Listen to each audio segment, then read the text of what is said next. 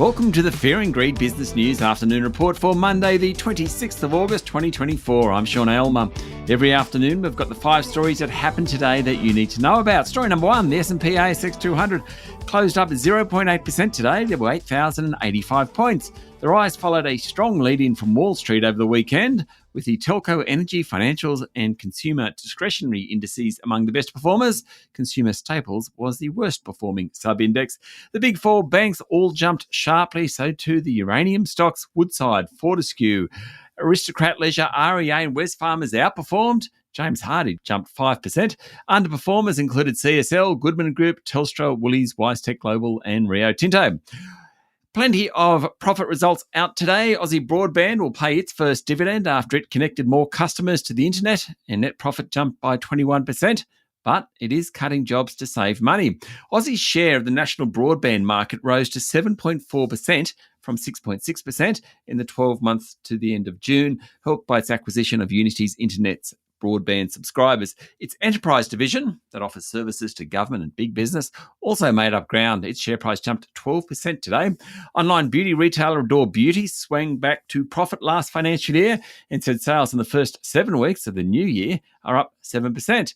Though it did warn that conditions will remain challenging, its share price rose 5%. A couple of announcements were very poorly received. Kelsian Group and NIB Holdings were the 2 worst performers. Ferry and Transport Group Kelsian said the company needed a $185 million reinvestment this financial year. That sent its share price down 24%. Private health insurer NIB Holdings slumped 17% after reporting a 67% increase in full-year net profit. However, that result was well below expectations. Story number 2, the Prime Minister and Pacific Minister Pat Conroy are heading to Tonga tomorrow to attend the Pacific Islands Forum Leaders Meeting.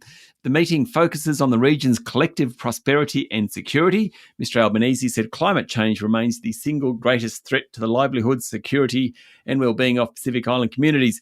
Meanwhile, government frontbencher Murray Watt said the government is very concerned about the escalating hostilities in the Middle East following Israel and Hezbollah attacking each other.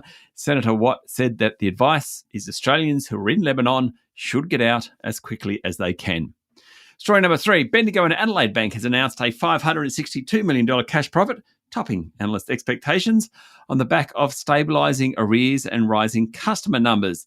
The number 5 retail bank produced a much better report compared to the number 6 retail bank, Bank of Queensland. Last week, Bank of Queensland disappointed analysts. Chief Executive of Bendigo, Marnie Baker, who is leaving the bank at the end of this week, said the results demonstrate the strength, capability and differentiation of the organisation. Bendigo's net interest margin, effectively its profit margin, slipped slightly, though it was better at the end of the financial year compared to the beginning. The group's share price closed down 1% today. Story number 4, the boss of Pilbara Minerals has warned that the industry is getting even tougher and more companies will close or mothball mines. Managing Director Dale Henderson said lithium prices had dropped another 22% since the start of this financial year, following a 67% fall last year, making it hard for all operators, particularly the smaller players. Pilbara reported an underlying net profit for the year to the end of June of $318 million, down 86% from last year. That's all on the back of those lower lithium prices.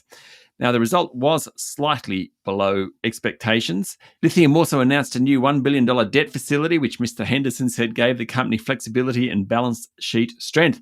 He said lithium was changing hands at a very difficult price point for some producers, which will create a problem for the high-cost operations. Pilbara's share price closed up 1%. And story number 5, oil refiner and retailer Viva Energy reported a 10% jump in half-year profit, but cut its dividend payout. The group's refinery business, which just a few years ago looked like it could shut down, reported strong revenue growth, which helped offset a weak performance from Viva's petrol and convenience business. Now, Viva runs the Shell and Liberty petrol stations. Chief Executive Scott Wyatt said cost of living pressures and the illegal tobacco trade are having an impact on consumer demand within the convenience businesses, just as wages and inflation are driving up the cost of doing business. Viva's share price finished up a little more than 0.5% today. That's it for the afternoon report for Monday, the 26th of August, 2024. Michael Thompson and I will be back tomorrow morning with the Tuesday edition of Fear and Greed Business News. I'm Sean Aylmer. Enjoy your evening.